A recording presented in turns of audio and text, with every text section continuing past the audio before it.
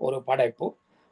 அதுக்கு முன்னர் இருந்த சங்க இலக்கியத்தில், அதாவது வீர யுகம் என்று சொல்லப்பட்ட அந்த காலத்தில் அந்த வீரத்தை போற்றுகின்ற இலக்கிய பாடல்கள் புறநானூறு பேசப்பட்டு கொண்டிருந்த ஒரு நேரத்தில் அந்த வீரம் பற்றி அதிகம் பேசாமலே நீதி போதிப்பதாக, ஏன்னா உண்மையா சங்க இலக்கியம் முடிந்த பிறகு வருகிற சங்கம் அறிவிய காலத்துல தான் நீதி போதனை வந்ததாக பார்க்கப்படுறது இருக்கு. இந்த நீதி போதனை வணிக சாதி அதிகாரத்துக்கு வந்த பின்னர் அவர்களுக்கு தேவைப்பட்ட ஒரு விஷயம். கண்மம் செயல், உனக்கு உன்னுடைய எதிர்காலத்தை தீர்மானிக்கும். உன்னுடைய கடந்த காலத்து கண்மங்களினுடைய தாக்கம் வரப்போற காலத்தில் உன்னுடைய நடத்தைகளை தீர்மானிக்கும், வாழ்வை தீர்மானிக்கும் என்கிற அம்சங்கள்.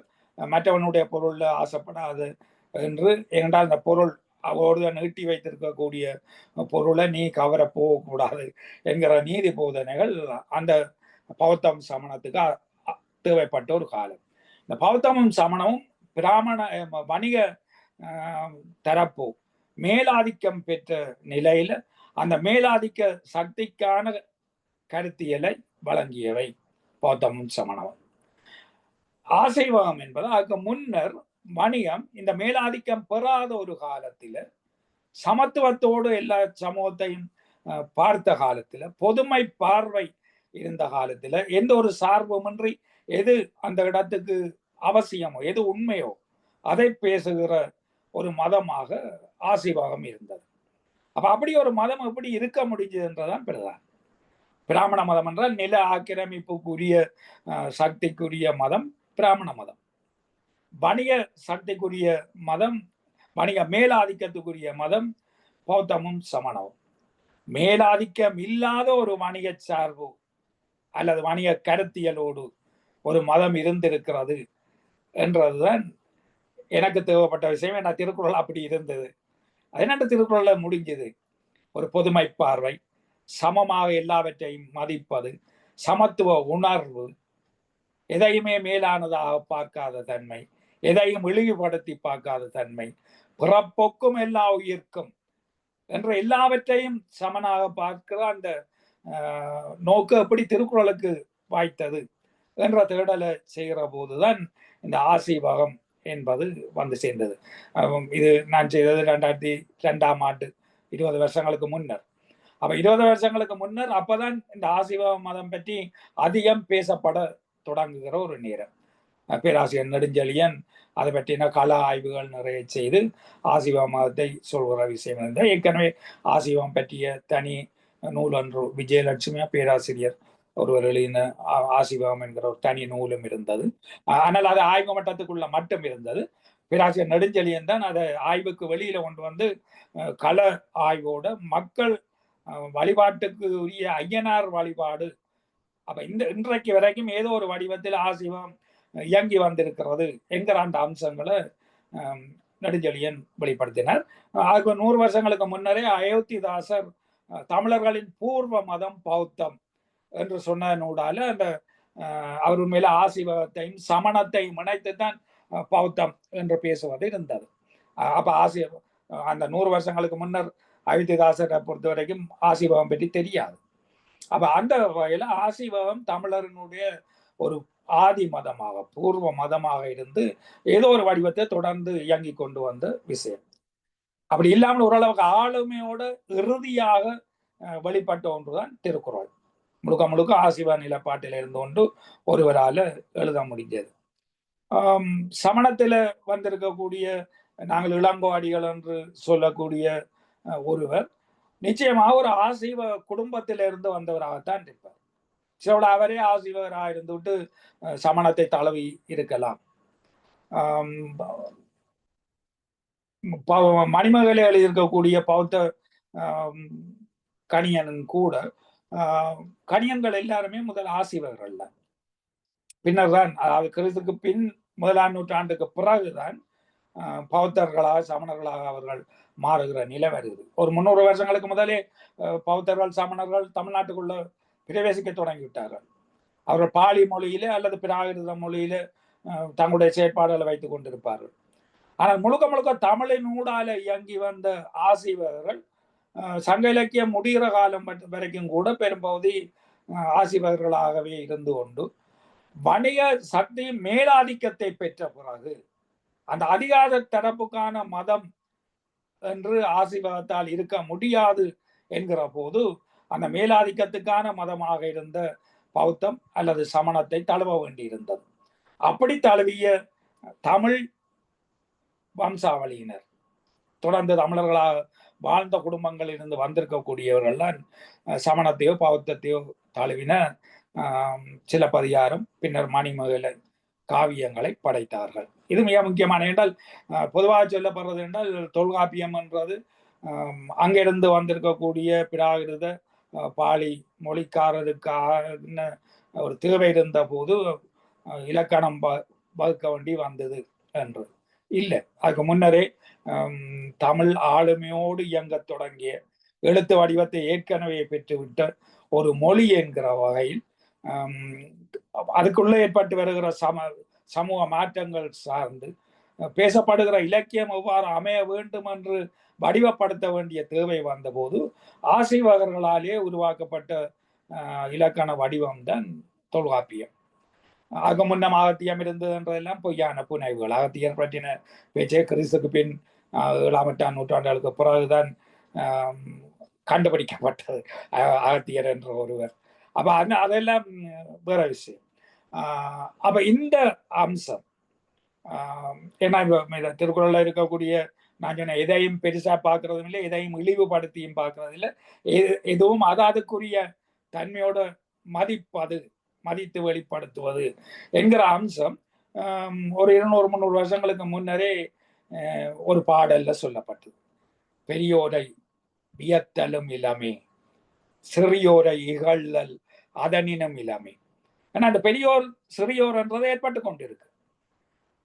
அந்த ஏற்பாட்டை ஏற்க முடியாத ஆசீவகர்கள் நீண்ட காலம் ஒரு சமத்துவ கருத்தியலுக்குள்ளேயே இயங்கி வந்து கொண்டிருந்தவர்கள். யாராவது ஆளக்கூடிய நிலைக்கு வருகிறார்கள் என்றால் அவர்களை தொழுவதும், ஆளப்படும் நிலைக்கு போனவர்களை இழிவாக பார்ப்பதும் என்கிற மனப்பாங்குக்கு அவர்களால் போக முடியல. அவ கணியன் பூங்குன்றனார் என்கிற ஒரு கவிஞர், கணியன்கள் எல்லாமே கணிப்பவர்கள், அவர்கள் மணியத்துக்குரிய சமூக சக்தி. அந்த சக்தியிலிருந்து வந்திருக்கக்கூடிய அந்த கணியன் பூங்குன்றனார் தன்னுடைய பாடலை முடித்தது பெரியோரை வியத்தலும் இளமே, சிறியோரை இகழ்தல் அதனினும் இளமே. இந்த பாட்டினுடைய தொடக்க அடி எல்லோருமே, இந்த கடைசி அடியும் எல்லோரும் பாவிப்பது. தொடக்க அடி அதை விடவும் கூடுதலாக பாதிக்கப்படுகின்ற ஒரு அடி. ஜாதும் ஊரே யாவரும் கீழிர். எதையுமே சமனாத்தான் பார்க்கறது. எல்லாமே என்னுடைய ஊர் தான். எதுவும் ஒவ்வொருவரும் என்னுடைய உறவினர். நான் வென்றடக்கிய சக்தியும் அல்ல, அல்லது என்னை வெற்றி கொண்டவர்களும் அல்ல. எல்லோருமே ஒன்றுதான், உறவினர்கள் தான். யாதும் ஊரே யாவரும் கேளு. அடுத்த அடிதான் இங்கு நாங்கள் பேசுபொருளாக எடுத்த விஷயம். தீதும் நன்றும் பிறர்தரவார. மற்றவர்கள் செய்கிற சதி வேலைகளால அல்லது கொடுமைகளால தான் எங்களுக்கு தீது வந்தது என்பது இல்லை. அப்ப அது முன்னுக்கு இருந்து முடிவு வரைக்கும் பார்க்கல தெரியும். யாதும் ஊரே யாவரும் கீழே, பெரியோரை வியத்தலும் இளமே, சிறியோரை இகழ்தல் அதனினும் இளமே. ஏனென்றா தீதும் நன்றும் பிறதர வந்ததல்ல, அது எனக்குரியது, அவருக்குரியது. அதை மதிச்சு விட்டு போனா சரி. இடையில அந்த பாடலுடைய அடிகள் வரும். ஒரு தடியை தூக்கி தண்ணிக்கு ஓடுகின்ற ஆற்று ஓட்டத்தில் போட்டு விட்டால் அந்த ஆறு ஓடி முடிகிற வரைக்கும் அந்த தடி போய்கொண்டுதான் இருக்கும். எப்படி மலையேறி விழுந்து புரண்டு வளைஞ்சு நெளிஞ்சு அந்த ஆறு ஓடுமோ அந்த ஓட்டத்துக்குள்ள இந்த தடி போய்த்தான் ஆகும். எங்கேயோ இடத்துல போய் முடக்கப்பட்டு நிக்கலாம். ஆனால் அது இன்னொரு வெள்ளம் வந்து அதை அடிச்சு வெளியேற்றி பிறகு அது தொடர்ந்தும் ஓட வேண்டி இருக்கு. எங்களோட வாழ்க்கை போக்கிலும் அந்த தேக்கங்கள் வரும். தமிழர் வரலாற்றிலையும் இப்ப கிறிஸ்துக்கு பின் 14ஆம் நூற்றாண்டுக்கு பிறகு நாங்கள் அது வரைக்கும் வேரோடு வரலாறு படைத்துக் கொண்டிருந்த ஒரு சமூகம். நான் சொல்றேன், அந்த கிறிஸ்துக்கு முன் 6ஆம் நூற்றாண்டுகள்ல இருந்து எழுச்சி பெற தொடங்கி அந்த தமிழினுடைய வீச்சு வேகமாக வளர்ந்து வளர்ந்து 1500 வருஷங்களுக்கு நிலைச்சு, அதுக்கு மேலே இல்லை, கிறிஸ்துவின் 1400ஆம் ஆண்டுகள் வரைக்கும் தலைமை சக்தியா தலைமையை நோக்கி வளர்ந்து ஒன்று. அதில் கிறிஸ்துக்கு பின் 1000ஆம் ஆண்டுல உலகத்தின் முதல் நிலை சமூகமாக இன்றைக்கு அமெரிக்கா இருந்த அந்த இடம் போல அதை இப்போது இழந்து கொண்டிருக்கிற அந்த முதல் நிலை போல இதை ஒரு 50 வருஷம் தான் அமெரிக்கா அப்படி ஒரு முதல் நிலையில இருக்கு. 200-300 வருஷங்கள் தமிழ் உலகின் முதல் நிலையில இருந்தது. அது ஏன் மறக்கப்பட்டது, அதெல்லாம் வேற வரலாறு, அதுக்குள்ள நான் இப்ப போகவே இல்லை. அப்ப அந்த வேகம் தொடங்கின அந்த வேகம் கிறிஸ்துக்கு முன் 6ஆம் நூற்றாண்டில ஒரு பெரிய நகர் கட்டமைப்பை உருவாகி கீழடியில கண்டறியப்பட்ட நகர். ஆனா அதுக்கு முன்னரே கொடுமணலில அந்த நகரம் அது போல ஒன்று இருந்திருக்க வேணும் என்று சொல்லக்கூடிய அளவில் கீழடியில் எந்த அளவு பொருட்கள், என்னென்ன பொருட்கள் கண்டறியப்பட்டுள்ளனவோ அதே அளவு, அதே தொகைகள், அதே பொருட்கள், அதே தன்மை உள்ள பொருட்கள் கொடுமணலில் கண்டறியப்பட்டிருந்தது. 95ஆம் ஆண்டுகள் 1990-95 பேராசிரியர் ராஜன் செய்த ஆய்வுகளுக்கு கூடால கண்டறியப்பட்டது. அதை வச்சுதான் நான் அந்த இடத்துக்கு போனேன். கிறிஸ்துக்கு முன் 6ஆம் நூற்றாண்டிலேயே தமிழகம் ஒரு பெரும் நகர் உருவாக்கத்தோட, கைத்தொழில் விருத்தியோட தன்னுடைய வரலாற்றை தொடக்கிவிட்டது. அப்ப வரலாற்று தொடக்கம் கிறிஸ்துவின் 3ஆம் நூற்றாண்டு அல்ல, கிறிஸ்துவ முன் 7ஆம் நூற்றாண்டிலேயே எங்களுக்கு தொடங்குது என்ற விஷயத்தை பேசினது இருக்கு. ராஜன் இன்னொரு விஷயத்தை சொல்லுவாங்க, இப்ப கற்பதுக்கை என்கிற இடங்கள்ல பல பேர், சில ஒரு 100 பேர் ஒரே இடத்துல புதைக்கப்பட்ட கற்பதுக்கை கூட இருக்கு. அந்த கற்பதுக்கையில புதைக்கப்பட்டவர்கள் யாருன்னு பார்த்தா ஒரு மணிய கணம் போயிருக்குது. அவர்களுக்கு ஏதோ ஒரு காரணத்தால் அந்த இறந்த இடத்துல பல பேர், ஒரு 10 பேர் ஒரு இடத்துல புதைக்கப்பட்டிருக்கிறார்கள். அவர்கள் கொண்டு சென்ற பொருட்களை பார்க்கல ஈட்டி, வேல், தங்களுடைய பாதுகாப்புக்கு ஒரு குழுவை அவர்கள் வைத்திருந்திருப்பார்கள். அப்ப வணிகம் சார்ந்த ஒரு கணத்தினுடைய கற்பதுக்கை கண்டறியப்பட்ட விஷயம் சங்க இலக்கியத்துல பேசப்பட்டிருக்கிறது. அப்ப கற்பதுக்கையில தொடங்கின அந்த விஷயம் பிறகு அவ்வாறு இறக்கிறவர்களுக்கு வைக்கப்பட்ட நினைவு சின்னங்கள் கடைசியில ஒரு வீரன் இறக்கிற போது அந்த வீரனுக்கான நடுகள், அதுக்கு ஒரு பரிணாமம் இருந்தது. அந்த நடுகள் வழிபாடு என்கிறது வரைக்கும் வந்த ஒரு அம்சம். இந்த வீரர்களை வழிபாடுவது இது மிக முக்கியமானது. வீரர், ஹீரோ, இந்த ஹீரோ வர்ஷிப் எங்களுக்கு மிக மிக முக்கியம். இந்த வீர வழிபாடு என்பது மிக மிக முக்கியம். ஏன்னா இந்த கரூரில் நடந்தது, ஐயோ ஒரு போயும் ஒரு நடிகனுக்காக இப்படி எல்லாம் நடக்கணுமா என்று பேசுறது எல்லாம் இருக்கு. அது என்ன, அதுதான் வரலாறு. எங்களுடைய வரலாறு 2500 வருஷங்களுக்கு முன்னர் வீரர்களை வழிபட்டோம், வீரன் தான் சான்றோம். அந்த வீரன் இன்றைக்கு இது திரையில போட்டு கொடுத்த சீனுக்குள்ள இருந்து கொண்டு 100 பேரை விழுத்தின உடனே அவன் தான் ஹீரோண்டு ஒரு தலைமுறை ஏற்றுக்கொள்ளுது. அந்த அம்சத்தை நாங்கள் மக்கள் மத்தியில கொண்டு சென்று ஒரு மார்க்சியம் தான் வீரம், அதுதான் சமூகத்தை மாற்றும் வீரம், அதான் ஹீரோ என்று நாங்களே கொண்டு போகவில்லை. அது எங்களுடைய தவறு. அதனால ரீல்ஸுக்குள்ள இருக்கக்கூடிய செல்லுலைட், இப்ப செல்லுலைட் இல்லை, நாயகர்கள் வழிபாடுவதற்குரியவர்களாக வந்திருக்கிறார்கள். அப்ப இந்த அம்சம் இதுதான் போடப்பட்ட தடி, ஆற்றுக்குள்ள போடப்பட்ட ஒரு தடி. அந்த ஆற்று ஓட்டத்தோடு இழுபட்டு அது எங்க வரைக்கும் போய் சேரணுமோ அங்க வரைக்கும் போகும். இதுதான் முரண்பாட்டின் தொடக்கம். வீரர்கள் வழிபடப்பட்டார்கள், வீர வணக்கம், நடுகள் வணக்கம். அதுக்கு முன்னம் கற்பதுக்கையில் இருக்கக்கூடிய அந்த வணிக கணங்கள், அவர்களிடம் இருந்த சமத்துவ நோக்கு, அவர்கள் ஈட்டி பொருளோட போயிருப்பார்கள், தங்களுக்கான பாதுகாப்பு, தங்களை கொள்ளையடிக்க வருபவர்களிடம் இருந்து தங்களை பாதுகாப்பது, இன்னொருவரை ஆக்கிரமிப்பது அல்ல. அப்ப இந்த வாழ்முறை ஒன்று இருந்தது.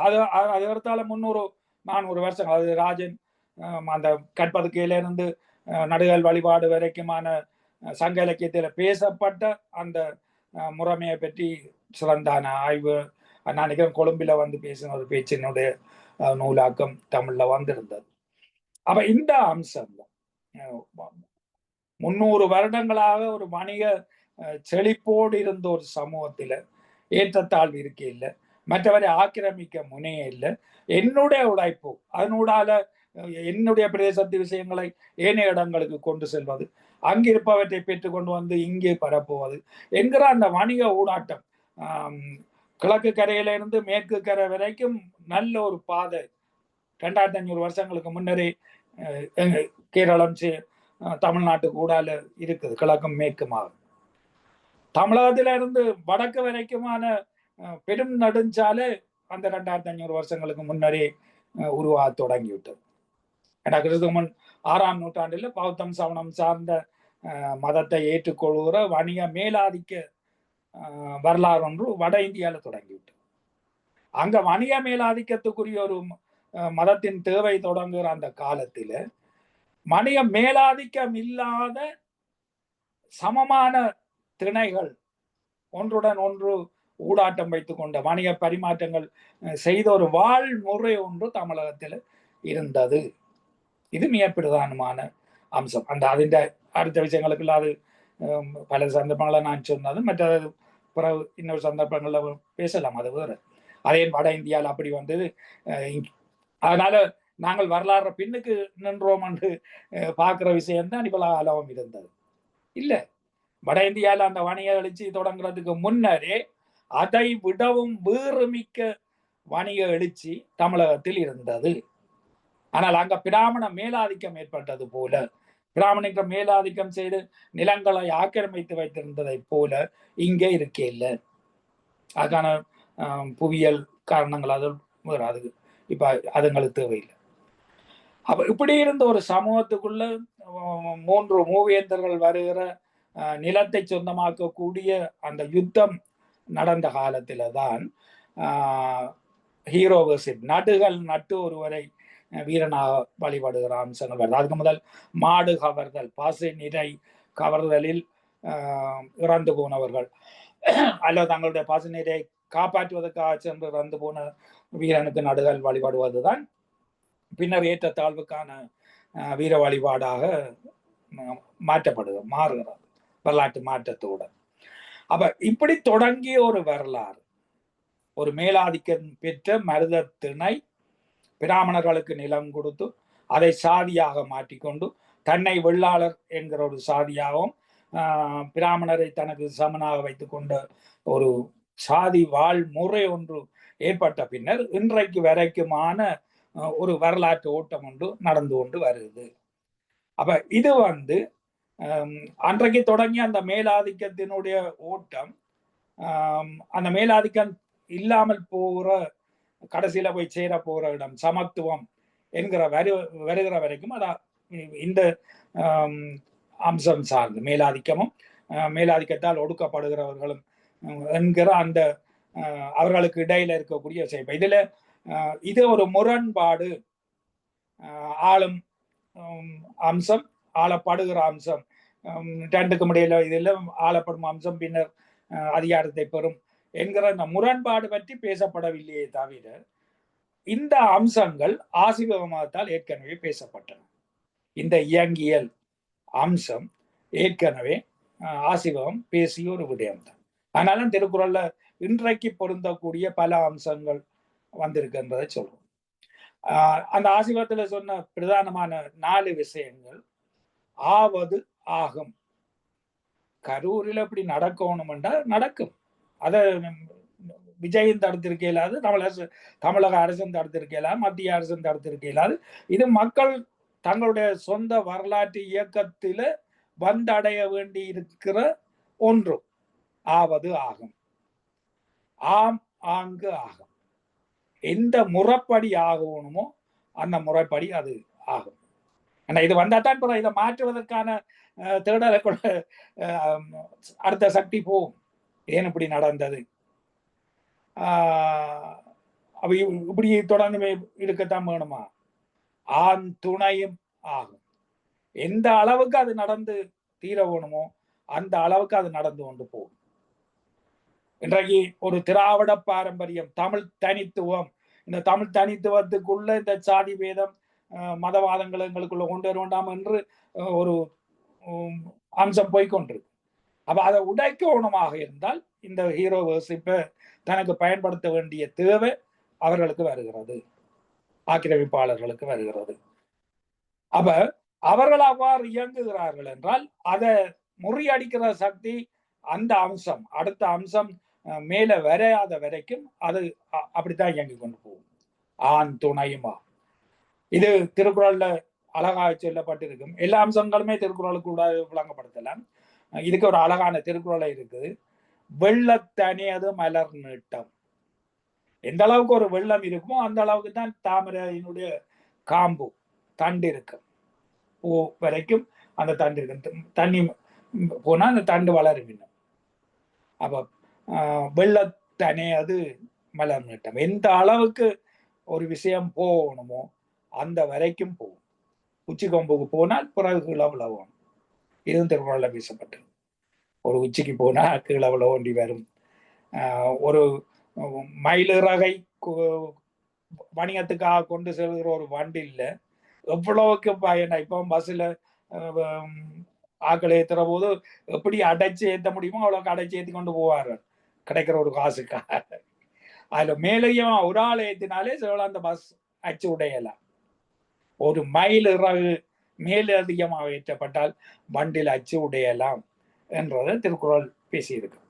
அப்ப சரி, இது எப்ப மாறும்?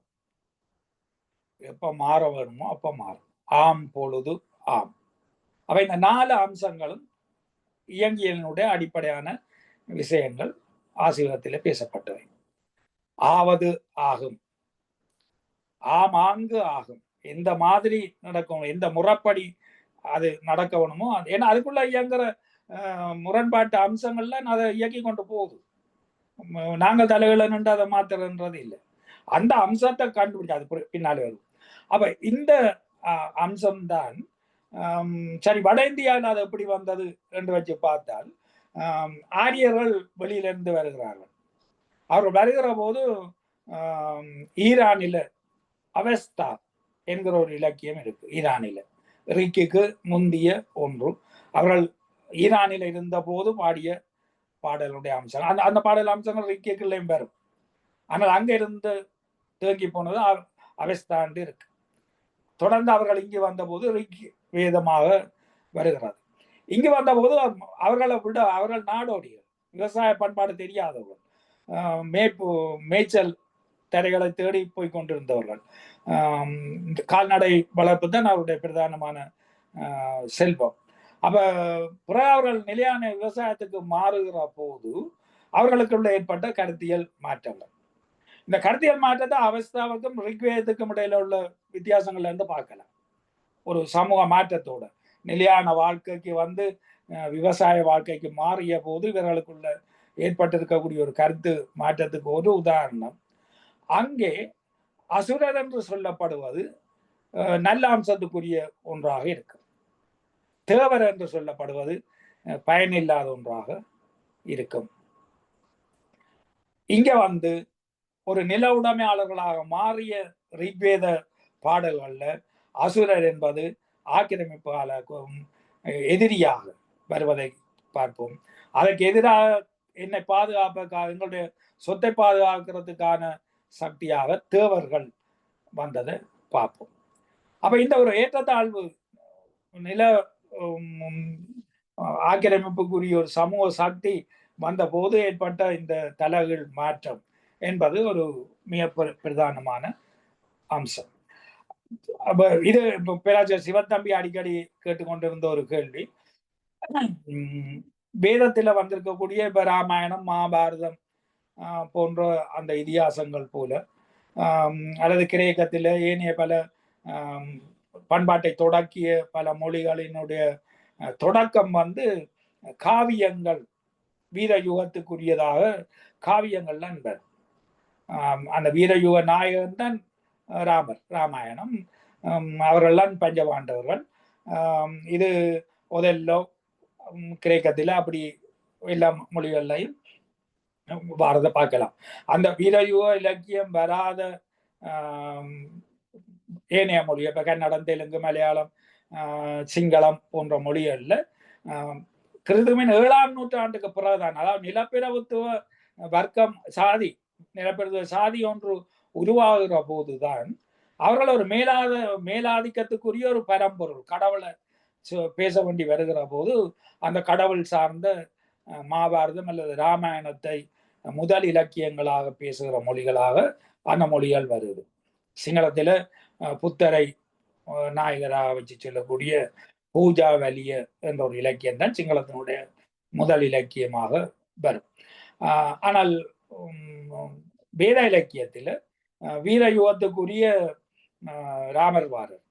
அந்த ராமர் தான் பிறகு வால்மீகி ராமாயணமாக வருகிறது, பிறகு அது கம்பராமாயணமாக வருகிறது இருக்கு. ஆனால் தமிழுக்கு ஏன் அப்படி ஒரு வீரயுகம் இருந்தது? தமிழுக்கும் ஒரு வீரயுகம் இருந்தது. கிரேக்கத்திலேயோ அல்லது வட இந்தியாவிலோ இருந்தது போல ஏன் ஒரு காவியம் தமிழில் வேற இல்லை என்ற ஒரு கேள்வியை திரும்ப திரும்ப சிவத்தம்பி பேராசிரியர் சிவத்தம்பி சார் கேட்டுக்கொண்டே இருந்தார். அடிப்படையான அம்சம், எங்களுக்கும் அந்த நாயகர்கள் இருந்தார்கள். அது நிலத்தை ஆக்கிரமிக்கிற நாயகர்களை பாடுபொருளாக கொள்ள அவசியப்படாத வகையில் அதுக்கு முந்தின நாயகர்கள் இருந்த. ஏன்னா எங்களுடைய பண்பாட்டு தொடக்கம், ஈடறிந்த வரலாற்று காலத்தின் பண்பாட்டு தொடக்கம் என்பது வணிக சமூக சக்திக்கு உரியது. அப்ப அந்த வணிக வாழ்முறைக்குரிய தலைவன் எங்களுடையது கோவலன்.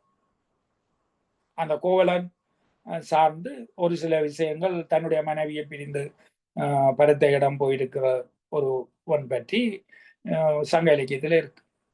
தன்னுடைய ஒரு மூலையை திருகி எறிந்து தன்னுடைய போர்க்குணத்தை காட்டிய பெண் பற்றி, கண்ணகியை பற்றி சில பாடல்கள் இருக்கின்றன. அப்ப அது நாட்டார் கதை பாடல்களாக இருந்திருக்கும்.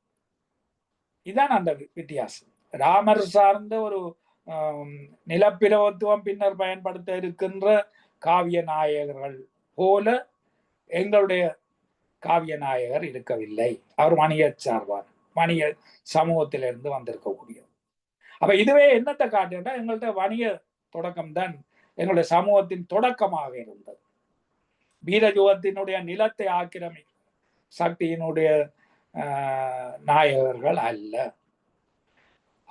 எங்களுடைய நில ஆக்கிரமிப்புக்குரிய நாயகர்கள் எங்களுடைய பாடுபொருளாக வாரத்துக்கு முன்னரே அங்க இருந்து ராமர் பாண்டவர்கள் வந்த காரணத்தினால அவர்களை சங்க இலக்கியமும் பேச தொடங்குகிற ஒன்று வந்தது. அப்ப இது மிக பிரதானமான ஒரு அம்சம்.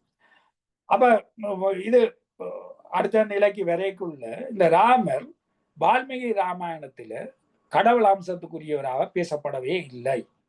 இது மிக பிரதானமானது.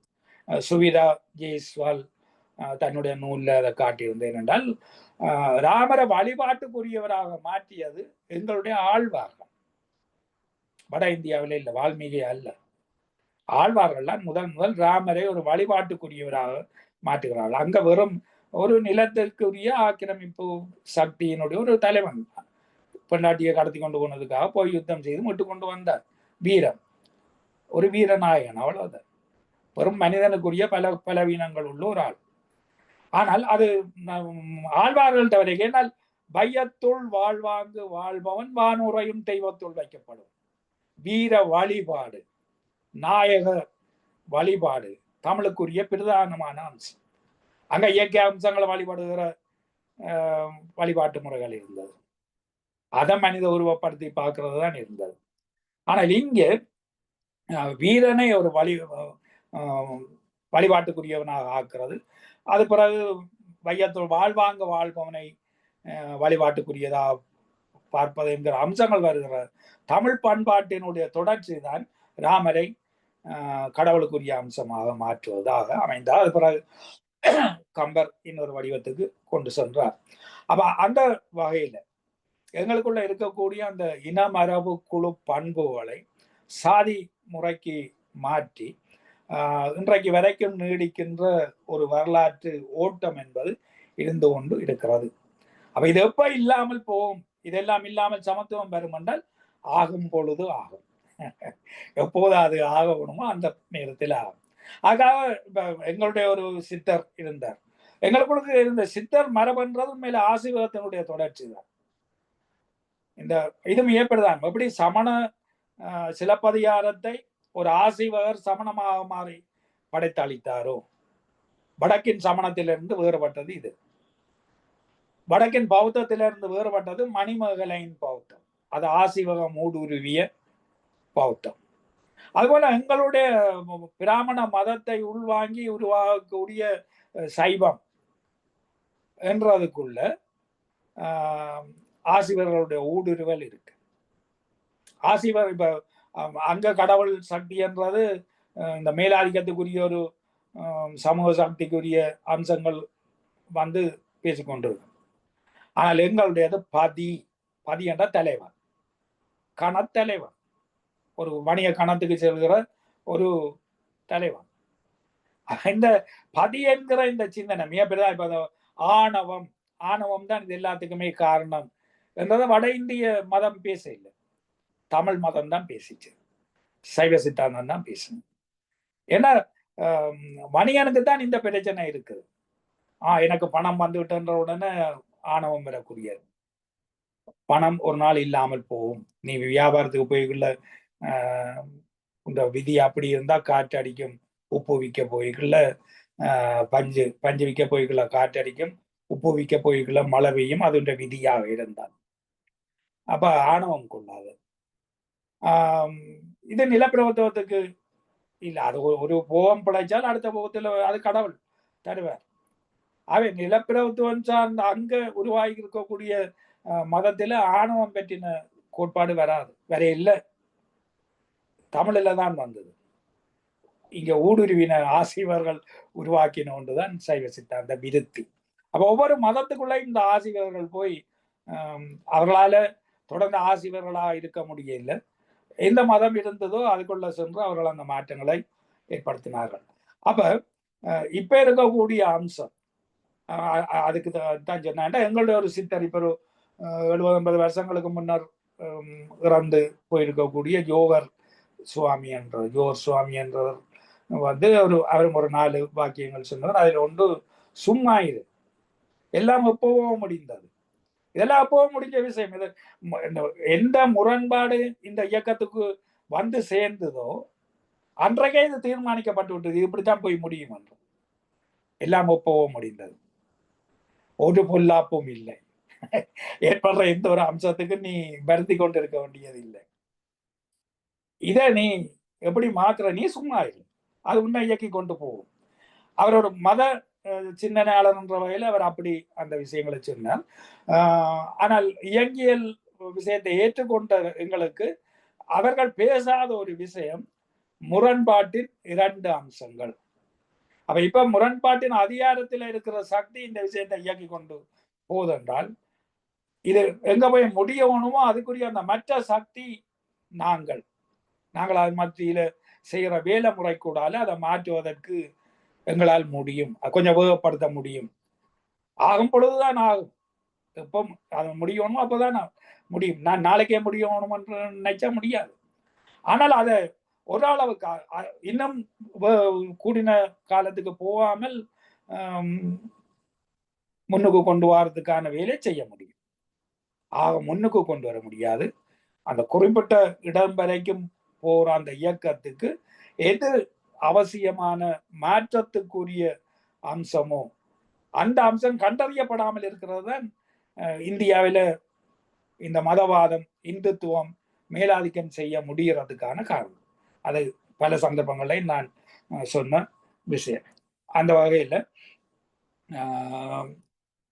தீதும் நன்றும் பிறதரவாரா, அதை எதுவுமே இப்போ எங்களுடைய தமிழீழ யுத்தம் ஏன் தோல்வி அடைந்தது என்றால் 9 நாடுகள் எங்களுக்கு துரோகம் செய்து விட்டன.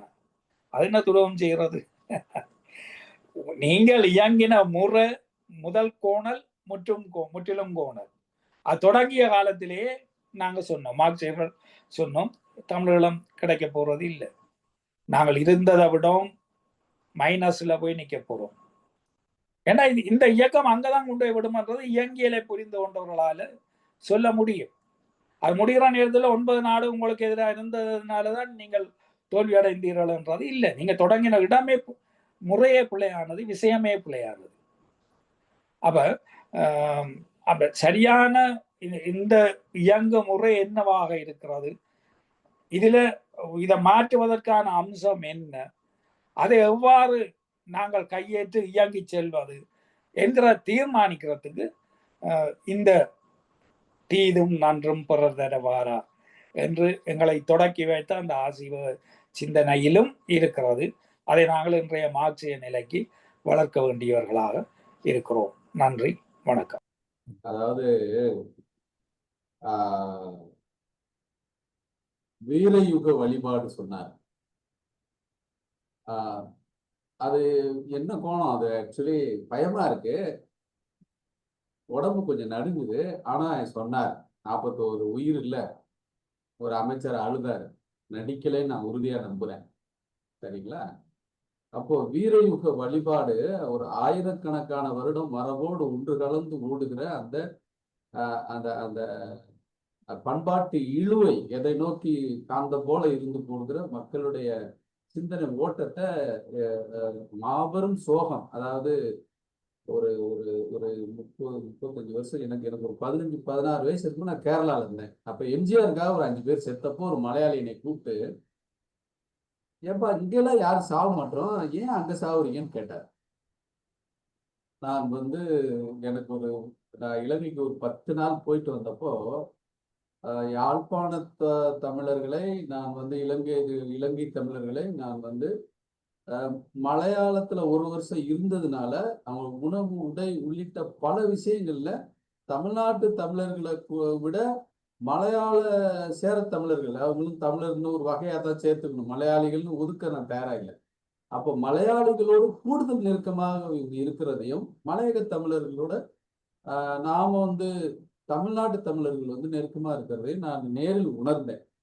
அந்த வகையில நான் இப்போ வீரயுக வழிபாடு மலையாள மண்ணில மார்க்சிய கலவையால் அடுத்த கட்டத்துக்கு நகர்ந்து இயங்கியல் பார்வையோட வீர வழிபாடு என்பது பிலாசபிக்கல் ஷிஃப்ட் நகருக்கு நகர்ந்துள்ளதால் அதனால என்னை கேட்டாரு. ஏன்னா அவங்களுக்கும் சங்க இலக்கியம் தான் முதன்மை. மலையாளம் கொடுந்தமிழ், அதாவது மணிப்பிரவாள நடையினுடைய ஒரு ஒரு அற்புதமான வடிவம்.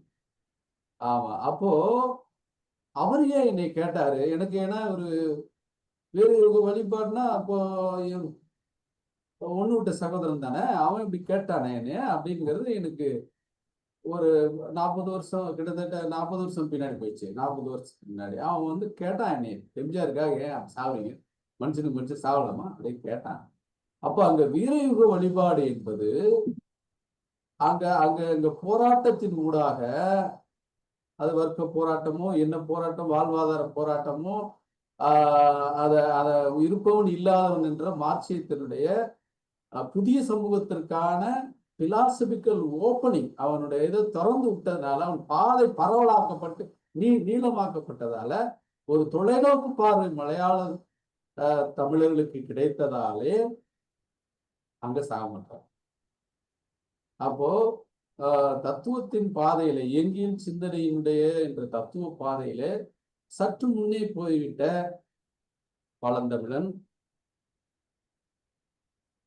சினிமா வீரர்களுக்கு சாவதில்லை. ஒரு 10 அடி பின்னாடி இருக்கின்ற தமிழ்நாட்டு தமிழன் 41 குழந்தை ஊட்டியோட சாவலாம் என்று நான் புரிந்து கொள்கிறேன். சரிங்களா? கொஞ்சம் மாத்தி புரிஞ்சுக்கிறேன். பயமா அவஸ்தா அப்படிங்கிறத தோழர் சொன்னாங்க. அவஸ்தாங்கிறது நான் அவங்களுடைய இந்து மதம், இந்து சமயம், சமூக மாற்றங்கள்ல தான் முதலில் படித்தேன். பலவிதமா படிச்சிருக்கலாம். அவஸ்தா என்பது ஈரானிய பக்கத்துல இருந்த ஈரானிய வேதம். அதனுடைய அடுத்த அவதாரமாக ரிக் வேதம் இருக்கிறது, முதன்மை தொகுப்பில் முதன்மையான வேதம் அப்படின்னு சொல்லி அதுல இரு கருத்து இருக்கு. அதர்வண வேதம் ரிக்குக்கும் பழமை, ஆனா தொகுக்கப்பட்டதுல முதல்ல துவக்கப்பட்டது ரிக்குனால முதல்ல ரிக்க சொல்றாங்க அப்படின்னு ஒரு இது இருக்கு. மலையாளத்துல இந்த மலையாள மாந்திரீகம் எல்லாமே அதர்வன வேதம் சார்ந்தது. திரிவேதின்னு சொல்றாங்க, சதுர்வேதின்னு சொல்றாங்க. 3 வேதக்காரங்க 4 வேதக்காரங்க. அது இந்த பண்பாட்டு தத்துவ வேத மரபுங்கிறது. அந்த மரபுக்குள்ள இப்ப எல்லாமே மரபணு ஆராய்ச்சிகள் எல்லாமே மெசபடோமியாவும் சுமேரியர்களும் தமிழர்களுக்கு நெருக்கமா வந்து கொண்டிருக்கிற சான்றாதாரங்கள் அதிகரித்து கொண்டே இருக்கிற சூழல்ல அவஸ்தா என்பது இலக்கிய சான்றா இருக்கு. அவஸ்தா ஈரானிய வேதம், அதுல சூத்திரர் இல்லை. அதுல பிராமணர் இருக்காரு, சத்திரியர் இருக்காரு, வைசியர் இருக்காரு.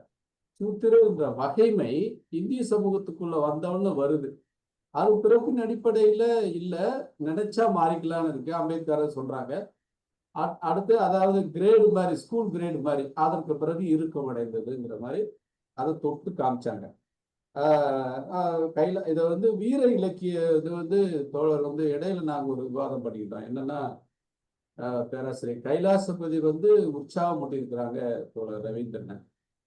அவங்க பிஹெச்டி படிச்சது இங்கிலாந்துல ஜார்ஜ் தாம்சன். கரெக்டா தோழர்? George Thomson.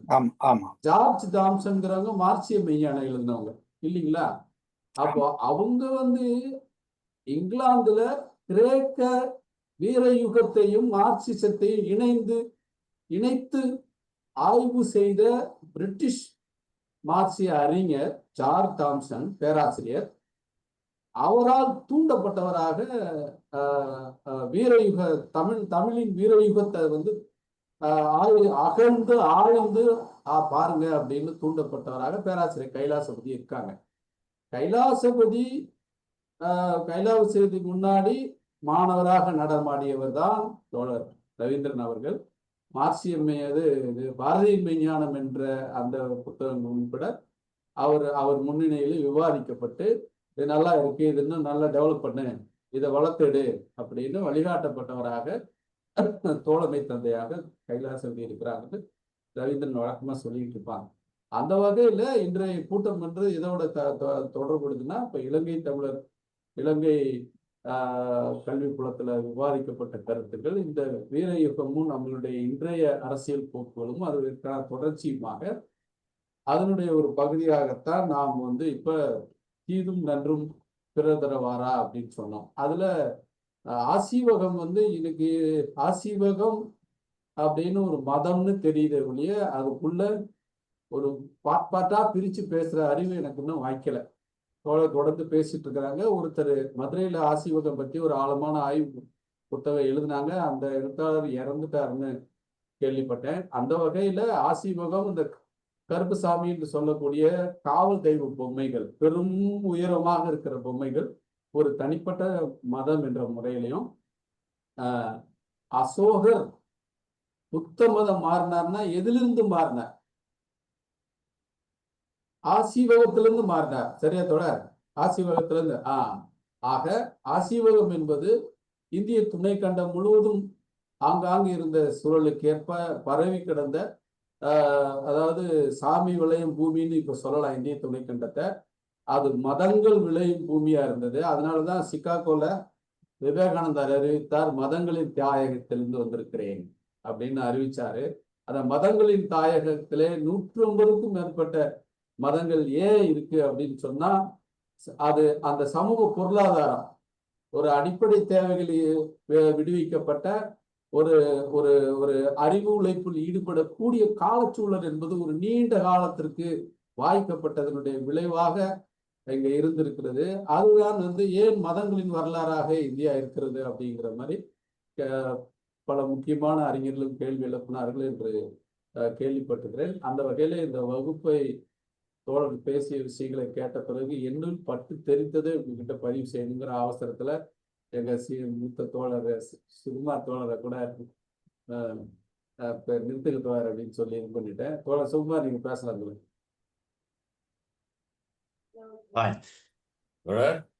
நீங்க அந்த ஆசீவகம் அப்படின்னு சொன்னது நான் எப்படி புரிஞ்சுக்கிறேன்னாக்க, அதுவும் அந்த டூரிங்குக்கு மறுப்பு அந்த நூல்ல எங்கல்ஸ் சொல்ற ஒரு அடிப்படையில் வரலாற்று பொருள் முதல்வாதம் அது அடிப்படையில் பார்த்தாக்க வர்த்தகம் அப்படின்னு அதாவது அது வந்து ஆதி சமுதாயம். அங்க ஒரு வகையான ஒரு இறை வழிபாடு இருந்திருக்கு. நீங்க சொன்ன மாரி அந்த குதிரையில நிற்பாங்கள்ல, அந்த அந்த ஒரு வழிபாடு இருந்திருக்கு. வீரர்கள் அவங்கள இது பண்றது. அது இயற்கை தெய்வம் அப்படின்னு வேற ஒரு இடத்துல அந்த மாரி வழிபாட்ட வந்து மார்க்ஸ் சொல்றாரு. ஸோ அந்த மாரி அது வந்து ஒரு வழிபாடு. ஆனா அந்த வர்த்தகம்ன்றது பரிவர்த்தனை உற்பத்தி இல்லாம மனுஷன் இருக்க முடியாது. உற்பத்தி ஆச்சுன்னா அது வந்து பரிவர்த்தனை ஆகணும். அது விநியோகம் ஆகணும். அப்போ அந்த மாரி ஒரு காலகட்டத்தில அந்த பொருளாதார அடிப்படையில இந்த வரக்கூடிய ஒரு சமுதாயத்தில அந்த இது வந்து இந்த ஆதி சமுதாயத்தில. ஆனா அதுக்கப்புறம் அதாவது அடிமை சமுதாயத்துக்கு முன்னாடி வரக்கூடிய அந்த வர்க்க வேறுபாடுகள். அதாவது இந்த வர்த்தகத்தினால வரக்கூடிய நீங்க இங்க குறிப்பிட்ட மாரி பொருளாதார அடிப்படையில அன்னைக்கு என்ன காசு இருந்ததா? இன்னைக்கு ரூபா மாரி அன்னைக்கு இருந்ததா? என்ன தெர்ல. ஆனா அத எப்படி வச்சுட்டு அத பரிவர்த்தனை பண்ணாங்க தெரியல. ஆனா அந்த பரிவர்த்தனை நடக்கும்போது ஒரு சாரார், ஒரு சின்ன ஒரு சாரார், ஒரு பகுதி சிறு பகுதி சாரார் வந்து கொஞ்சம் அன்னைக்கு இருக்கிற காலகட்டத்தில ஒரு பொருளாதார மேம்பாடு அடைஞ்சிருக்கலாம். அவங்களால வரக்கூடியது தான் பின்னாடி வரக்கூடிய அந்த மதங்கள் தோன்றதுக்கு, அதிலேருந்து அந்த பௌத்தம் அது இது அப்படின்னு சொல்லி அ நான் பார்க்கிறேன். அது சரியா என்னான்னு சொல்லுங்க. அடுத்தது ஆ ஆவதும், ஆகும் ஏதோ ஒண்ணு சொன்னீங்க. அது கரெக்ட்டா எனக்கு டக்குன்னு மனசுல பதியல. அப்போ அது வந்து எது? அந்த இறை தூண்டுதல் இறைவனால் அது வந்து ஆசீர்வதிக்கப்பட்ட ஒரு இதுனால அப்படி சொல்றாங்களா? இல்ல அதுதான் எங்க 2 இது. இந்த 2 பாயிண்ட் தான் என்னுடைய கேள்வி. இல்ல அது ஆவது ஆகும்ன்றது இறைவனால் தீர்மானிக்கப்பட்டது அல்ல.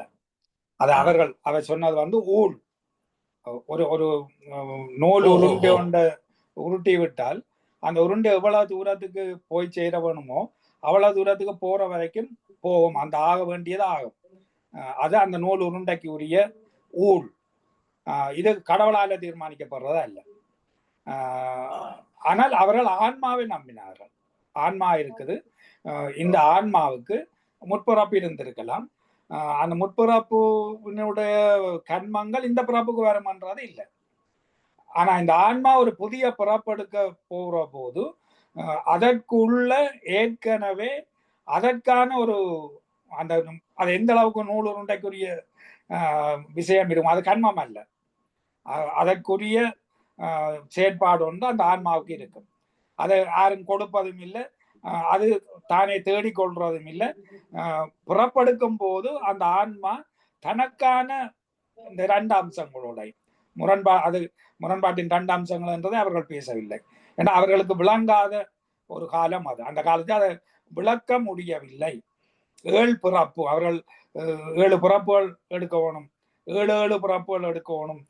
அப்படி எடுத்து அந்த ஊழ் தீர்க்கப்பட வேணும். அது ஏற்கனவே அந்த ஆன்மா ஒவ்வொரு ஆன்மாவும் தனக்கான ஒரு ஊழோடு இருக்கிறது. அந்த ஊழ் முடிகிற வரைக்கும் அதை புறப்படுத்தி எடுத்து செல்ல வேண்டி இருக்குது. இப்ப என்னுடைய அப்பாவை போலதான் நான் இருக்கிறேன். என்னுடைய உடம்பு தோற்றம் எல்லாமே இப்ப என்ன பார்க்கிற ஒரு ஆள் எனக்கு ஒருத்தர் வந்து சொன்னார், நான் உங்களுடைய மகன் கல்யாண வீட்டுக்கு நான் உங்களோட வீட்டுக்கு வந்தேன் நான் என்று. அப்ப என்னுடைய மகனுக்கு கல்யாணம் நடக்க இல்லை. அப்ப நான் சொன்னேன், இல்லையே என்னுடைய மகனுக்கு இன்னும் கல்யாணம் நடக்க இல்லை என்று சொன்னேன். அவர் சொன்னார், இல்ல இல்ல நான் உங்களோட மகன் கல்யாணத்துக்கு என்ன நல்லா தெரியும் உங்களோட மகன். அப்பதான் எனக்கு அவர் என்னுடைய அப்பா என்ன நினைச்சு கொண்டு பேசுறார். அவர் என்னுடைய கல்யாணத்துக்கும் வந்திருக்கிறார். அவர் என்னுடைய அப்பாவோட பேசுறதா நினைச்சு கொண்டு அவர் சொல்றார், உங்களோட மகன் கல்யாணத்துக்கு நான் வந்தேன். அப்ப நான் விளங்கிட்டு அவ்வளவுக்கு என்ன இந்த அவ்வளவு நான் நினைச்சு விட்டுதேன்னுட்டு நான் என்ன இல்ல இல்ல அது அப்பா, நீங்க அப்பாவை நினைச்சு கொண்டு என்ன கதைக்கிறீங்க, நான் தான் அந்த மகன், நீங்க வந்த கல்யாணத்துக்கு வந்த அன்றைய இளைஞன் தான் நான் என்று நான் சொல்ல வேண்டி வந்தது. அப்ப அப்பாவை போலே நான் இருக்கிறேன். அப்ப இது என்ன? அப்ப அப்பவே அப்பா இறந்தால் எப்படி பார்ப்போம்? நான் பிறந்த உடனே அப்பா இறக்குறாருன்னு வைப்போம். அப்ப எப்படி பார்த்திருப்போம்? அப்பாவுடைய ஆன்மா எனக்குள்ள வந்திருக்குன்னு பார்ப்போம். அல்லது அப்பாவின் தோற்றத்தை விடவும் அப்பாவின் தகப்பன்ற தோற்றம் எனக்கு, அல்லது அவற்றை தகப்பன்ற தோற்றம் எனக்கு கூட இருக்கலாம். அப்ப அவர் தான் நானாக பிறந்திருக்கேன். அப்படித்தானே பார்க்கிறார். தாத்தாவை போல பேரன், அவருடைய பேர் சொல்ல பிறந்தவன். அப்ப அவற்ற பிறப்பு தான் இவர் என்று பார்க்கிறது இருக்கு. அப்ப அன்றைக்கு அது அப்படித்தான் அவர்கள் விளங்கப்படுத்தாங்க. இன்றைக்கு தான் அது டிஎன்ஏ என்றது வருது. டிஎன்ஏனுடைய தொடர்ச்சி பாரம்பரிய கடத்தல் என்றது வருது. உருவத் தோற்றங்கள்ல பலது முன்னோடி ஒருவருடைய உருவத் தோற்றம் பின்னுள்ள ஒருவருக்கு வரலாம். அது ஏனைய டிஎன்ஏனுடைய கலப்படும் வரைக்கும் கொஞ்சம் மாற்றங்கள் வரும். ஆனால் கூடின ஒற்றுமை இருக்கிற போது மக்கள் எப்படி பார்ப்பா, அல்லது அன்றைய சிந்தனையாளர்கள், முன்னேறிய சிந்தனையாளர்கள் கூட அப்படித்தான் பார்த்தார்கள். ஒரு அந்த பிறப்பொன்று இன்றைக்கு இன்னொன்றாக வந்திருக்கு. அப்ப அன்றைக்கு தீர்த்து முடிக்க முடியாமல் போன ஊழ் மிச்சம் இருந்து அதை தீர்ப்பதற்கு நான் இப்ப பிறந்திருக்கிறேன். அப்ப ஒரு ஆன்மா அதுக்கான அது 7 பிறப்புகளை எடுத்துக்கொண்டு இருக்க வேணும். எப்ப அது முடியுமா அதான் ஆவது ஆகும். அந்த ஆன்மாவுக்கு எது நிர்ணயிக்கப்பட்டிருக்கு, அது கடவுளால் நிர்ணயிக்கப்பட்டதில்லை. அந்த ஆன்மா தனக்கென்றே பெற்றுக்கொண்டிருக்கிற அம்சம். அது முடிகிற வரைக்கும் அது பிறப்பை அடையும் என்றது. ஆகவே அது கடவுளால தீர்மானிக்கப்படுறது அல்ல. மற்ற இன்னொரு அம்சம் கேட்டிருந்த நீங்க இல்ல அந்த வரலாற்று பொருள் அந்த வணிகம்னு வரும்போதுதான் அது மிக மிக பிரதானமான அம்சம். மான் சொன்ன அந்த வணிகம் என்றது ஏற்கனவே ஆண்டான் அடிமை முறை உருவாகி ஆண்டான்களினுடைய ஆடம்பர தேவைக்கான வணிகத்தை செய்ய வேண்டியவர்கள். அப்ப ஏடறிந்த வரலாற்றில ஏற்கனவே ஏற்றத்தாழ்வு வாழ்முறை உருவாகிய பின்னர் ஒரு 100-200 வருஷங்களுக்கு பிறகு வார சமூக சக்தி தான் வணிகர்கள். வட இந்தியாவில் அப்படித்தான். கிறிஸ்துவ முன் 6ஆம் நூற்றாண்டில் அங்க உருவாகிற வணிகர்கள் ஏற்கனவே பிராமணர்களும் சத்திரியர்களும் இருந்த சமூகத்தில் அவர்களின் ஆடம்பர தேவைக்கு வணிகம் செய்தவர்கள். எங்களுடைய வணிகர்களும் அங்க ஒன்றிய பொருட்களை கொடுத்துக்கிறார்கள். அப்ப அங்க ஏற்கனவே ஏற்றத்தாழ்வு சமூக முறையில அந்த வணிகர்கள் தாங்களும் ஒரு மேலாதிக்க சக்தி என்று வந்தார்கள்.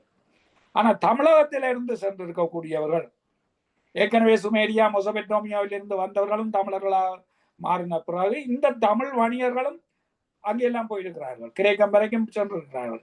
அப்ப இந்த வணிகர்களை ஊக்கியது என்ன? ஏற்றத்தாழ்வா இல்ல, இவர்கள் ஆடம்பரத்துக்குரிய ஒரு வாழ்க்கையோட இல்லை. தமிழ்நாட்டுக்குள்ள எல்லா திணைகளுமே சமனாகத்தான் இருந்தன. அதனால திணை என்ற ஒரு விஷயம் இலக்கியத்துல பேசு பொருளாக வந்தது. வேற எந்த ஒரு பண்பாட்டிலையும் அது இல்லை. ஏன்னா மற்ற எல்லா இடத்திலையும் விவசாய வாய்ப்புள்ளவன் மற்றவர்களை ஆக்கிரமிக்கிற நிலை வந்தது, ஏற்றத்தாழ்வு சமூகம் உருவாகிவிட்டது. ஆனால் இங்க விவசாய சமூகம் முன்னேற முன்னமே ஏலம், இலவங்கம்பட்ட, கராம்பு, முத்து, நீலமணிக்கல்லு, இந்த மயிலிறகு, ஞானத்தந்தம் இவற்றையெல்லாம் விற்பனை செய்கிற வணிகர்கள் வந்தார்கள். அப்ப இவர்கள் இந்த ஒன்று இப்போ கூட ஒரு புது இடத்தை பார்க்குற ஆர்வங்கள், அதுக்காக வணிகத்து மற்ற இடங்களுக்கு போக ஆர்வம் இருக்குதானே, அந்த உந்துதல் அவர்களை அந்த பரிவர்த்தனை கொண்டு போகுது. எங்கே இருந்தவன் வந்து எங்கட பொருளை எடுத்துக்கொண்டு போனான். அப்ப நானே ஏன் இந்த பொருட்களை கொண்டே கொடுக்க கூடாது? அப்ப அங்க அதை கொண்டே கொடுத்து கிரேக்க ரோமின் தங்க நாணயங்களை இங்க எடுத்துக்கொண்டு வந்தாங்க. அந்த தங்கத்துக்கு இங்க எந்த ஒரு பெரிய பெறுமதிகளும் இல்லை, என்ற ஏற்றத்தாழ்வு இல்லை, அழகா இருக்கு, அவ்வளவுதான். சீன பீங்கானு கொண்டு வந்தோம், அழகா இருந்தது, அவ்வளவுதான். அது ஆடம்பரமோ இது என்னுடைய ஏற்ற வாழ்க்கையை காட்டுறதுக்கானதோ இல்லை, ஒரு ஆர்வம் புது இடங்களுக்கு செல்வது. அப்போ அது வந்து மதிப்பு அளவுல பரிமாற்றம் நடக்கல, இல்ல பண்ட பரிமாற்றம் தான். அதுக்குள்ள இங்க ஒரு செழுமை ஏற்பட்டு கொண்டு வருது. அந்த செழுமை வந்து ஏற்றத்தாழ்வு சார்ந்ததா இல்ல. 300 வருஷங்களுக்கு மேல இந்த சமத்துவ வாழ்முறையோட திணைகள் இருந்தன. இதுதான் மிக பிரதானமான அம்சம். இது உலகத்துல வேற இந்த ஏடறிந்த வரலாறு, ஏடறிந்த வரலாறு தான் இன்றைக்கு வரைக்கும் பேசப்படுகிற விஷயம். எங்களுக்குள்ள அந்த ஏடறிந்த வரலாறு 300 வருஷங்களாக எல்லா உயிர்களும் ஒப்பு பிறப்போக்கும் எல்லா உயிருக்கும் 300 வருஷங்களுக்கு மேல எங்களுக்குள்ள இருந்த சமத்துவம். பிறகு ஏற்றத்தாழ்வு வந்த பிறகு நாங்களே தான் மற்ற மாற்றங்கள் எல்லாத்தையும் கொண்டு போனது. பிராமணன் எங்களை ஆக்கிரமிக்கல என்றதை நான் திரும்ப திரும்ப சொன்னான். பிராமணன் அப்படி ஒன்றும் பலமான ஆள் அல்ல. யுத்தம் செய்து எல்லா இடத்தையுமே பிடிச்சதும், அதுக்காக உடல் உயிர் எல்லாத்தையும் கொடுத்ததும், பணத்தை செலவிட்டதும் எல்லாமே நம்ம ஆக்கிரமிப்பாளர்கள். ஆ, அப்ப அது அந்த வரலாறு வேறு, அதுக்குள்ள இப்ப போக தேவையில்லை. ஆ, சரி. அந்த தீதும் நன்றும் அவர்கள் தந்ததல்ல, நாங்களே தேடிக்கொண்டது. ஆ, அருமை தோழர். ஏன்னா இந்த டவுட் இதை பண்ணும்போது வருது. ஏன்னா அப்போ அவர் வந்து அந்த ஐரோப்பிய சமுதாயத்திலேருந்து அவர் எங்கல்ஸ் பேசுறாரு அப்படின்னு ஆமா, எடுத்துக்கலாம் இல்லையா? அங்க அப்படித்தான். Right right. இல்ல இதை மார்க்ஸுக்கும் சரி லெனினுக்கும் சரி, லெனினும் அடிச்சு சொன்னவர் எந்த ஒரு கருத்துக்கு பின்னாலே வர்க்க சார்பு இருக்கும். ரைட். இல்ல, அப்படி இல்ல, எங்களுக்குள்ள திருக்குறள் எந்த ஒரு வர்க்க சார்பும் இல்லாம திருக்குறள் இருக்கு. அப்ப நாங்கள் லெனின் சொல்லி போட்டாருன்றதுக்காக நாங்கள் வலிஞ்சு போய் தேடிக்கொண்டிருக்க தேவையில்லை, திருக்குறளுக்குள்ள என்ன வர்க்க சார்பு இருக்கு. பேரண்டத்தின் தொடக்கத்திலிருந்தே, போன வாரம் தான் அதை பற்றி பேசணும். பேரண்டத்தின் தொடக்கத்திலிருந்து இன்று வரைக்கும் இயக்கவியல் என்பது நிகழ்ந்து கொண்டே இருக்கிறது. அதை சார்ந்த பதிவுகள், நிகழ்வுகள் என்பது வரலாற்றியல் பொருள்முதலமாக இந்த புரிதல்ல பார்க்கிற போது எங்கள்ஸும் அவங்களே கூட நேரடியா அந்த சொற்களை பயன்படுத்தவில்லை என்றாலும், பிறகு அவர்கள் எழுதியதற்கான விளக்கங்களை கொடுத்து மற்ற பின்வந்த தலைவர்கள் லெனின் உட்பட அவர்கள் இந்த சொற்களை அதெல்லாம் உருவாக்கினாங்க அப்படின்னு நான் படிச்சிருக்கிறேன். டயலெக்டிக்கல் மெட்டீரியல்ஸும் ஹிஸ்டாரிக்கல் மெட்டீரியல்ஸுங்கிறத மார்க்ஸும் எங்கல்ஸும் தங்களுடைய வாதங்களில் எவ்வாறு பயன்படுத்தினார்கள் என்பதற்கு விளக்கம் அளிக்கிற போது அது ஒரு கோட்பாடாக உருவாக்குகிற அளவுக்கு ஒரு விளக்கம் அளித்தார்கள் அப்படின்னு. அதனுடைய இன்னொரு தெரிப்பாக எப்படி இங்கே இந்த மண்ணில் நடந்த பங்களிப்புகளை, அதுல அந்த மறுவாழ்வு பற்றிய நம்பிக்கைகள் இருக்கலாம், 7 பிறவிகள் பற்றிய நம்பிக்கைகள் இருக்கலாம், என்றாலும் கூட அந்த இயக்கவியலோடு இணைந்துதான் அவைகள் வந்திருக்கின்றன அப்படிங்கிறத புரிந்து கொள்ளணும் அப்படிங்கிற அந்த இது சரியாக இருக்கிறது. அதே நேரத்தில் நீங்க தொடக்கத்துல ஒன்று சொன்னீர்கள், என்னன்னா திருக்குறள் பற்றி சொல்லுகிற போது அதில் உள்ள சில குறள் பார்க்கலாம் சொல்லி காமிச்சிட்டு, ஆனா அது வர்க்கச்சார்பு சொல்ல முடியாதுன்னு ஒரு கருத்து சொன்னீங்க. ஒண்ணு, இன்றைக்கு நாம் வர்க்கம் வர்க்கச்சார்பு என்று பயன்படுத்துகிற அந்த சொற்பதங்கள் அன்றைக்கு பொருந்தி இருக்குமா? அந்த வர்க்கச்சார்பு அல்லது வர்க்க வேறுபாடு என்பது இன்றைக்கு நாம் முதலாளிய சமூகத்தில் புரிந்து கொள்கிற அந்த திட்டவட்டமான வடிவத்தில் அன்றைக்கு இருந்திருக்குமா அப்படிங்கிற கேள்விதான் இருக்கிறது. என்றாலும் நான் எப்படி பார்க்கறேன்னா, அவரு ஒரு பாடல் சொல்றாருல, இறந்தும் அப்படின்னு ஒரு ஆரம்பிக்கும், எடுத்துதான் ஒருத்தன் வாழணுங்கிற அளவுல ஒருத்தனை வச்சிருந்தீங்கன்னா அவனை படைச்ச இந்த கடவுளே செத்து ஒளியட்டுண்டான்னு பார். அப்ப அது வந்து வறுமையை பற்றி பாடல் தானே. வறுமைக்கு எதிரான, வறுமையில் தள்ளப்பட்டதற்கு எதிரான ஒரு வர்க்க சார்பு இருக்குல்ல, வர்க்க கண்ணோட்டம் இருக்குல்ல, சார்புன்னு சொல்ல முடியாட்டாலும் கூட ஒரு வர்க்க பார்வை இருக்குல்ல, இவங்களெல்லாம் இப்படிதான் வச்சிருப்பீங்களாப்பா அப்படின்னு.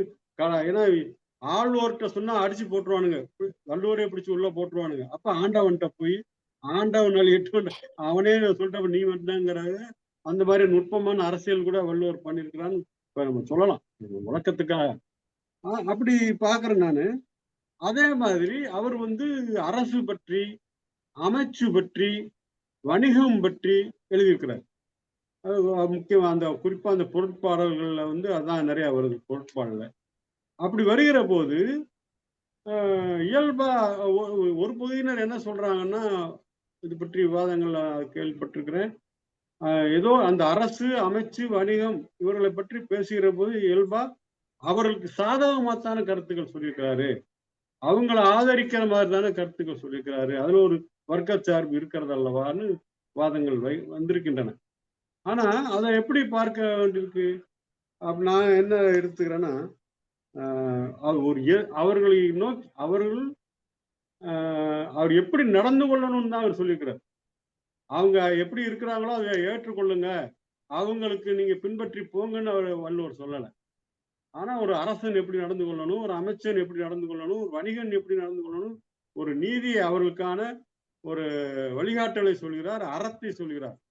அப்படி சொல்லுகிற போது அது ஒரு எதிர்ப்பு குரலாக வைக்காமல், நீங்களா இப்படிலாம் செய்யாத ஒரு மன்னனை பார்த்து, ஒரு இப்படிலாம் நடந்து கொள்ளாத ஒரு அமைச்சரை பார்த்து, அறவழியில் செயல்படாத வணிகரை பார்த்து சபிக்காமல், அல்லது அவர்களை திட்டி தீர்க்காமல், அல்லது போராட்டத்திற்கு இழுக்காமல், என்ன நீ ஒழுங்கா இரு அப்படி என்று சொல்வதன் மூலமாக, அதுலயும் கூட ஒரு ஏன்னா அன்றைக்கு சூழல், அன்றைய சமூக மக்களுடைய நிலைமை எல்லாம் இருக்கு. அதை வச்சு அவர் அந்த அந்த அவர்களுக்கு அறிவுறுத்தியதன் மூலமாக கூட ஒரு அன்றைக்கு இருந்த அந்த வர்க்க பாகுபாட்டு நிலையை கொஞ்சம் வெளிப்படுத்தியிருக்கிறாரோ என்று எனக்கு ஒரு சிந்தனை வருகிறது. நீங்க தெளிவுபடுத்துங்க. அப்புறம் ஊழ்வினை பற்றி சொன்னீங்க. அதை கூட இப்ப நீங்க கொடுத்த விளக்கங்களுக்கு அப்புறம் நான் எப்படி புரிந்து கொள்கிறேன் என்றால், ஊழ்வினை என்பது நீங்க இப்ப சுகுமார் கேட்கிற போதும் சொன்னீங்க, இங்க இருந்து வெளியே மேல இருந்து ஏதோ ஒரு சக்தி, நமக்கு அப்பாற்பட்ட ஒரு சக்தி, ஆற்றல், அது நம்ம மேல திணிக்கல, நீ ஏற்கனவே செய்தது அது அதனுடைய தொடர்பினை. அது நல்லது செஞ்சிருந்தா அதற்கான விளைவுகள், கெட்டது செஞ்சிருந்தா அதற்கான விளைவுகள். அப்படின்னா நான் நல்லதுதான் செய்யறேன், ஆனா என் எதிரி ஒரு தீவிரம் செய்யறானே, அது என்னையும் சேர்த்து தாக்குதே அப்படின்னு வருது. அப்ப இது அவனுக்கும் சேர்த்து சொல்வதுதான்.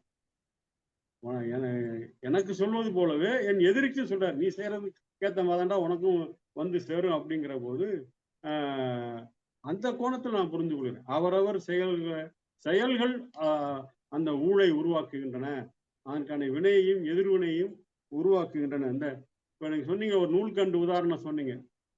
அது அந்த நூல் எவ்வளவு தூரம் ஓடுமோ அவ்வளவு தூரம் அது அந்த நூலுடைய நீளத்துக்கு தக்க அது போயிட்டே இருக்கும் அப்படின்னு சொன்னீங்க. நடுவில் ஒரு கால் வந்து அதுல மேல வச்சிருச்சுன்னா அப்படியே நின்றுடும். அப்ப நூலின் நீளம்ங்கிறது அங்க பொருட்படுத்தப்படாத செயலாகி விடுகிறது. ஆனா இதவே நான் எப்படி பார்க்கிறேன்னா, இப்ப நான் கல்லூரியில படிக்கிற போது இந்த இயற்பியல் பாடங்கள்ல வரும். என்ன வரும்னா, ஒரு ஒரு உருளை, ஒரு சக்கரமே எடுத்துக்கோமே, அதை உருட்டி விடுறோம்னா அதுக்கு ஒரு உராய்வோ அல்லது காற்று போன்ற எதிர் சக்தியோ இல்லை என்றால் அது ஓடிக்கொண்டே இருக்கும், தடையின்றி ஓடிக்கொண்டே இருக்கும்.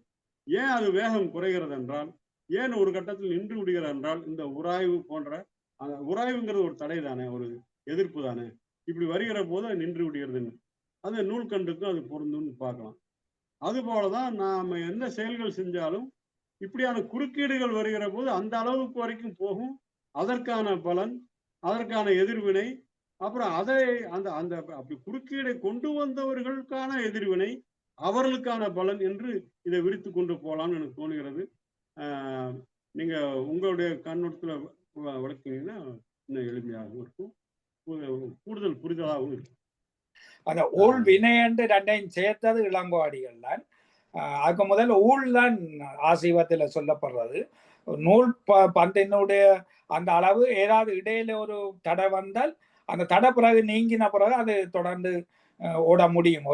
அதான் அந்த யாது முறையாவருங்கள பாட்டுல சொல்லப்பட்டதும், ஒரு தடி போய் எங்கேயாவது மாட்டுப்பட்டு நிக்கலாம், ஆனால் இன்னொரு வெள்ளம் வந்து தொடர்ந்து இயக்கி கொண்டு போகும்ன்றது அதனுடைய ஊழ் தான்.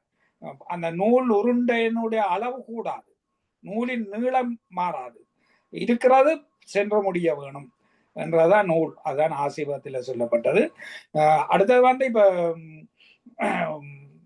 என்ன சார்புன்றது, இப்ப உதாரணத்துக்கு நான் பேராசிரியர் சிவத்தம்பி அவர்கள்ட்ட இந்த விஷயத்தை சொன்னான். என்னென்றால், திருக்குறள் ஒரு அறநூல் என்று பேசப்படுகிறது இருக்குது, ஆனால் அது அறத்தினூடால மனிதர்கள் ஏற்கனவே பெற்ற செல்வத்துக்கு நீங்கள் ஆசைப்பட வேண்டாம் என்று சொல்ற அறப்போதனை அது செய்து சமூகத்தை சமாதானம் என சமநிலைப்படுத்த முயற்சிக்க இல்லை. எல்லோரும் கற்றவர்களாக இருக்க வேணும். என்னொருவன் சார்ந்துணையும் கல்லாதவாறு ஒவ்வொருவரும் சாகும் வரையும் கற்க வேணும் என்றதை சொன்ன ஒரு நூலன்னு சொல்லி, என்ன பிரச்சனை என்றால் அந்தந்த விஷயத்தை பேசிக்கல அதனுடைய முக்கியத்துவத்தை பேசுற அம்சம் இருக்கு. அரசனை பற்றி பேசிக்கிற அரசன் என்ன மாதிரி இயங்க வேணும் என்ற விஷயங்கள் பேசப்பட்டிருக்கும். அதுபோல வணிகத்தை பற்றி பேசிக்க வணிகத்தின் சிறப்பு பேசப்படும். ஏரின் பின்னது உலகம் என்றதும் பேசப்படும். விவசாயம் தான் பிரதானமானது. நிலத்தை போய் நாளாந்தம் பார்க்கவில்லை என்றால் அது பாடி போகும் என்று சொல்ற வரைக்கும் அவர்கள் அந்தந்த விஷயங்களை ஒழுங்கமைவோட செய்யணும்ன்றதை பேசினது இருக்கு. இரண்டும் உயிர் வாழ்தல் வேண்டின் பரந்து கெடுக உலகு இயற்றியான். இந்த உலகு இயற்றியான் என்றது இந்த உலகத்தை ஆக்கி காத்து படைத்து அழிக்கின்ற கடவுள் அல்ல. ஏன்னா அப்படி ஒரு கடவுள் இருக்கிறது ஆசிவம் பேச இல்லை. பையத்துள் வாழ்வாங்கு வாழ்வோன் வானுரையும் தெய்வமாக ஆக்கப்படுறதுதான் இருக்குது.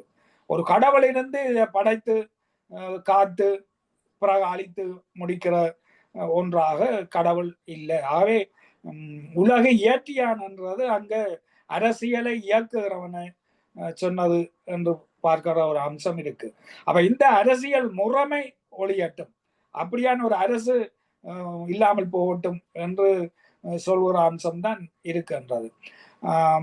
இப்ப ஒருவன்கிட்ட நல்ல கல்வி அறிவு இருக்கு, ஆனா அவன் ஏழையா இருக்கிறான், அவனிடம் நல்ல வாழ்நிலை இல்லை என்றால் இதே நினைக்கப்படும். அந்த திருக்குறள்ல அங்க சொல்லப்படுறது நினைக்கப்படும். ஏன் இப்படி இருக்குன்றது கொஞ்சம் யோசிக்க வேண்டி இருக்குது. ஏன்னா அன்றைக்கு அதுக்கு விளக்கம் சொல்ல முடியல. ஒருவன்கிட்ட வம்சாவளியா படம் பாரு வணிக நிலைமை திருக்குறளினுடைய காலத்துல வந்து விட்டது. பிராமணர்கள் வந்து விட்டார்கள், நில ஆக்கிரமிப்பாளர்கள் வந்து விட்டார்கள். ஆனால் அவர் ஆசீர்வாதராக இருந்து கொண்டு இதில் எதையும் சாராமல் அந்த சார்பு இருக்க இல்லை. நில உடைமை பிராமணரையோ நில கிளார்களையோ சார்ந்தும் இல்லை, அவர்களுக்கு சார்பாக இருக்கிற அரசையும் சார இல்லை, எந்த ஒரு பிராந்தியத்தையும் சார்ந்திருக்க இல்லை, எந்த ஒரு அரசையும் சார்ந்திருக்க இல்லை. அதான் மிக பிரதானமானது. இப்ப கௌடல்யர் சாணக்கியன் வட இந்தியாவில் ஒரு விஷயம் சொல்றார் என்றால் அவர் மௌரிய பேரரசின் முன்னோடி. அவர் அந்த அரசனுக்கு தான் விளக்கங்கள் சொல்றவராக இருக்கிறார். ஒரு அரசுக்குரிய போதனை இங்க எந்த ஒரு அரசுக்குமான போதனை அல்ல, ஒரு பொதுவான சமூகம் இயங்கும் முறைக்கானதாகத்தான் திருக்குறளினுடைய அரசு பற்றினது இருக்கும். அதை ஏற்றத்தாழ்வுக்குரியதாக அவர் பார்க்கல. யதார்த்தத்தில் இருக்கு, ஆனா அப்படி இல்லாமல் எப்படி இயங்குறது என்றதுதான் அவர் பார்க்கிறார். ஏழ்மை இருக்கு என்றால் அது யோசிக்க வேண்டி இருக்குது என்றுதான் அவர் சொல்றது இருக்குது. ஏன்னா அன்றைக்கு அதுக்கு விளக்கங்கள் இருக்கையில், ஆனால் இவை மாற்றப்பட வேணும் என்ற உணர்வை தன்னுக்குள்ள வைத்திருக்கின்ற ஒரு சிந்தனையாளர் வெளிப்படுத்திய ஒரு படைப்பு. அந்த வகையில் அதுக்கு எந்த ஒரு அந்த சமூக சக்தி அது இப்போ சொல்ற வர்க்கம் அல்லது சாதி என்ற பொருள்ல வராமல் இருக்கலாம். ஆனால் அன்றைக்கு யதார்த்தத்தில் இருந்த நிலமின் நல்லாள் நகும், எனக்கு ஒன்றுமே கிடைக்காம இருக்கு, வேலை இல்லை என்று சொன்னா உன்னை பார்த்து நிலமன்னம் நல்லாள் நகும், போய் நிலத்திலே வேலை செய் என்று சொல்ற திருக்குறள். ஆனா இந்த நில உடைமையாளருக்கு சார்பாயும் இல்லை, பொருளிலாருக்கு இவ்வுலகு இல்லை, பொருள் தேடு என்றதை சொல்றது. அதுதான் எங்களுடைய பேராசிரியர் கைலாச சொல்வார், ஆவே வணிக சார்பானது என்று. பொருள் தேடு, அதுக்கு தேவை இருக்கு, அதை சொல்றார். ஆனால் அதனூடால ஒரு மேலாதிக்கத்துக்கு வர சொல்லி அவர் சொல்லியில்லை. அப்போ ஒரு நில ஆக்கிரமிப்போ அல்லது பொருள் ஆக்கிரமிப்போன்றதுல சாரி இல்லை. ஆனா நிலம் இருக்குது, போய் உழை, பொருள் இல்லைன்னா இந்த உலகத்துல வாழ்க்கை இல்லை, பொருளை தேடு. அப்ப இவை எல்லா அவசியப்படுகிறது என்கிற ஒரு வாழ்முறையை சொன்னதே தவிர வணிக சார்போடு மற்றவற்றை அவற்றுக்கு சாய்த்து விளக்கம் சொல்ல முற்படவில்லை. வணிகத்துக்கு சாய்த்து ஒரு கருத்தை பார்ப்பது அல்லது நில உடைமைக்கு சாய்த்து இன்னொரு கருத்தை சொல்வது என்பது இருக்கவில்லை. அதான் நாங்கள் பிரதானம். அதனாலதான் எந்த ஒரு சமூக சக்திக்கும் இன்றைய பொருளில் எந்த ஒரு வர்க்க சார்பும் அல்லது சாதிய சார்பும் அல்லது பிராந்திய சார்பும் எதுவுமே இல்லாத ஒரு நூல். அதனால அதை பொதுமை நூல்னு சொல்றது இருக்கு. நன்றி, வணக்கம்.